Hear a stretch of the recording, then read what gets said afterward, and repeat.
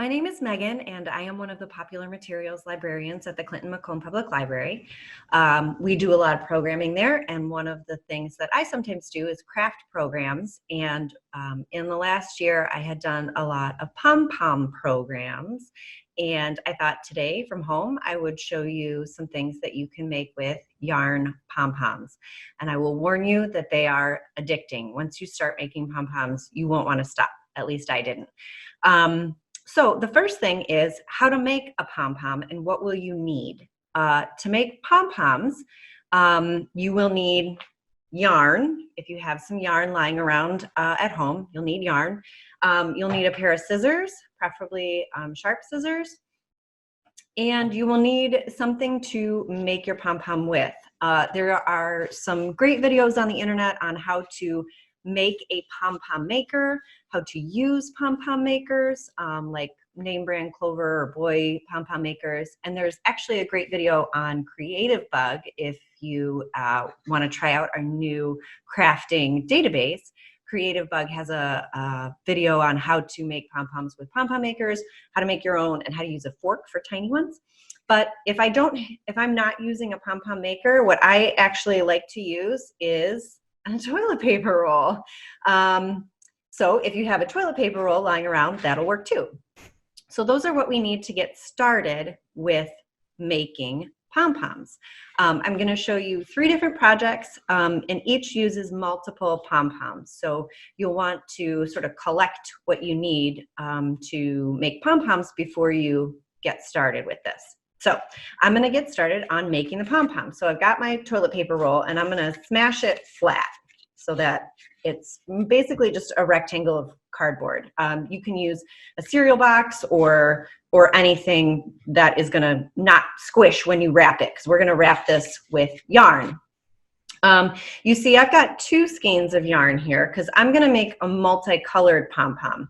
If you want a single colored pom-pom, you use 1 skein of yarn. If you want multiple colors, you can use multiple colors. And I want multiple colors. So I'm going to use both my skeins of yarn at once.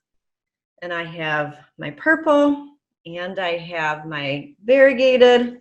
And I'm going to take them and I'm just going to wrap it around. I'm going to wrap it around until it's pretty thick.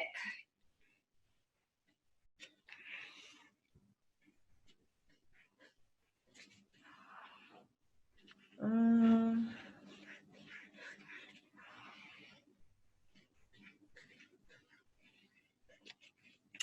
going to keep going. See, it's pretty thick on both sides, but I'm going to do a few more. The more yarn you put into it, the more fluffy it will be.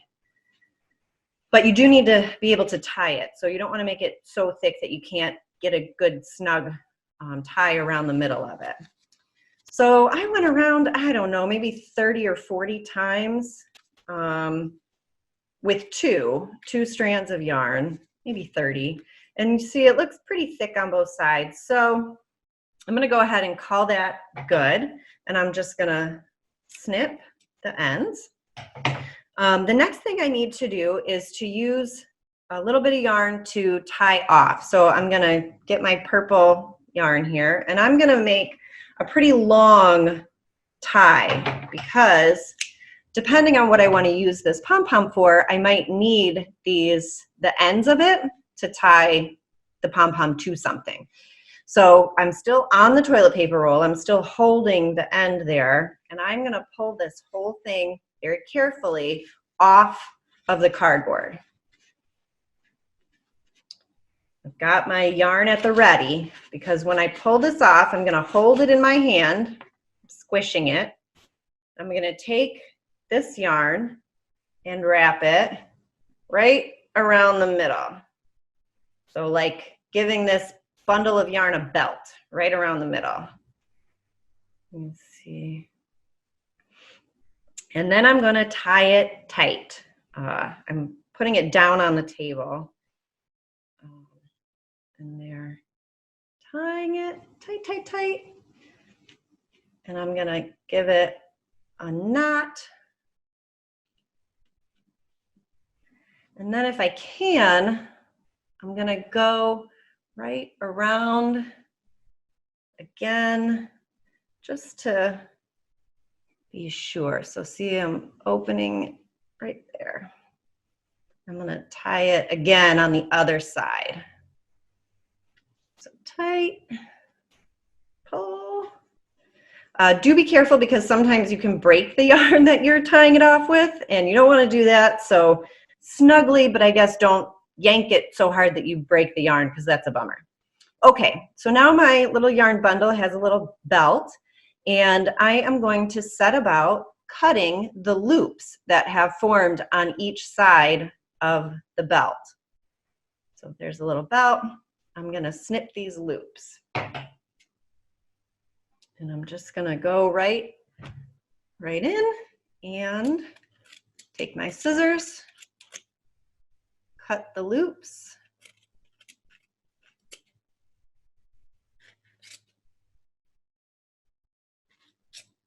All right, I think I got them all on that side.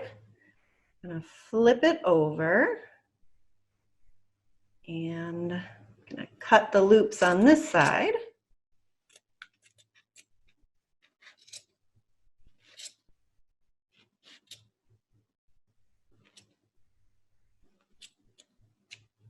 And it doesn't look like much yet. I'm going to check to see that I got all the loops. I don't see any. Oh, I found one. I'm going to snip these couple ones.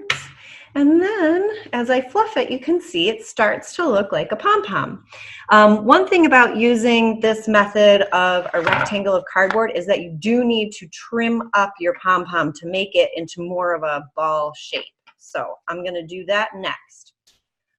If you have a pom-pom maker, that is one of the benefits of having a pom-pom maker. They come out very round, whereas using the rectangle, you do have to do a fair amount of trimming. So I'm going to keep just kind of rotating. Oh, no, that's not a loop. I thought I found a loop, but I didn't. As I'm doing this trimming, I'm holding on to those long ties, that belt that went around the middle of the pom-pom.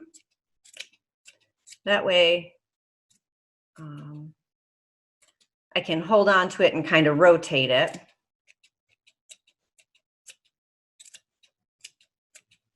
Just keep spinning. And if you want, you can give it another little fluff. Kind of see how it looks, which ones are sticking up weird. Around the bottom. And that's the gist of it. And if you keep going, you will make your pom-poms smaller. If you want a larger or a smaller pom-pom, you just use different sizes of cardboard if that's what you've got.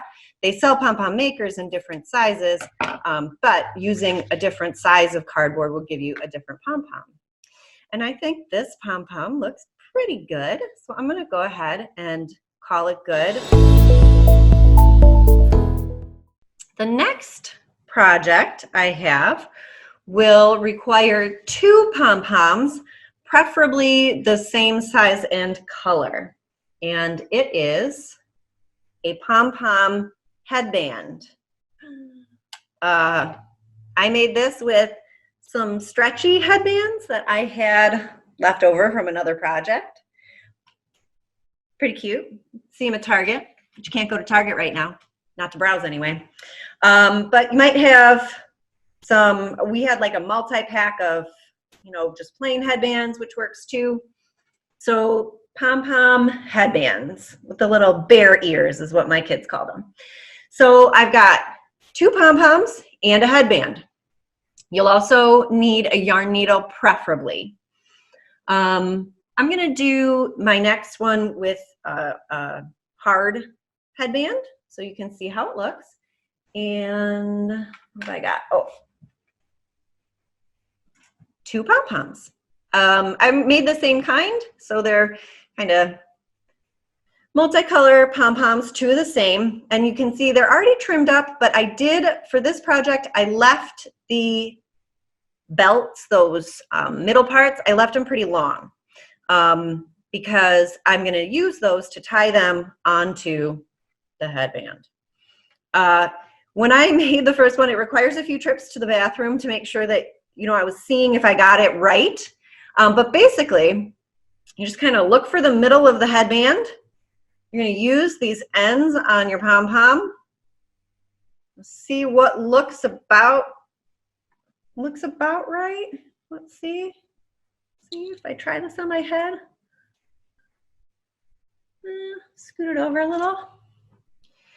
And then once you've got it positioned, just tie it on.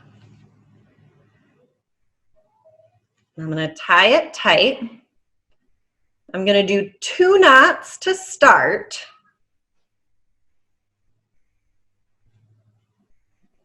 So there's my second knot. And then I'm going to take these ends and I'm going to use the yarn needle again to put the ends back through the whole pom-pom. So I'm gonna, oops, come out on this side. I pulled the yarn needle off. That happens. And then back down again.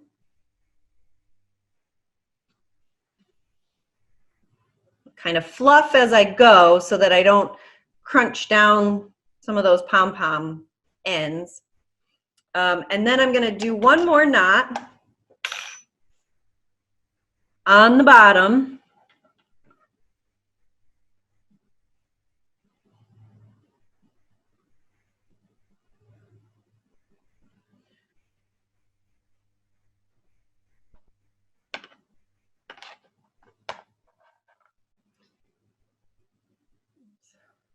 So there I've got 1, and I've got these ends still hanging down. And for this one, I'm going to, again, just take the yarn needle and thread these pom-pom ends up through the pom-pom. And then I'm just going to trim them off equal to the rest of the pom-pom so that the ends are hidden. And then I would do that with the other ends here. For the next one, to make the ears, again, you might want to just kind of check how you're positioning it. I've got the video going so I can see. You might want to go to the bathroom, check the mirror, hold on, grab those ends tight, and tie a knot. Tie a knot on the bottom. Go through the same process again. Take the yarn needle,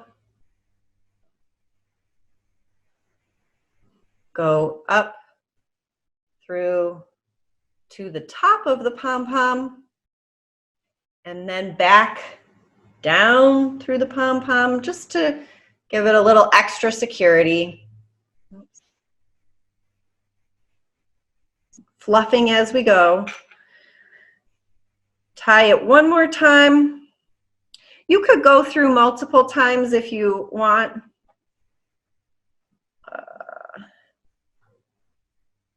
And then again, you're going to take these ends and just put them back up through.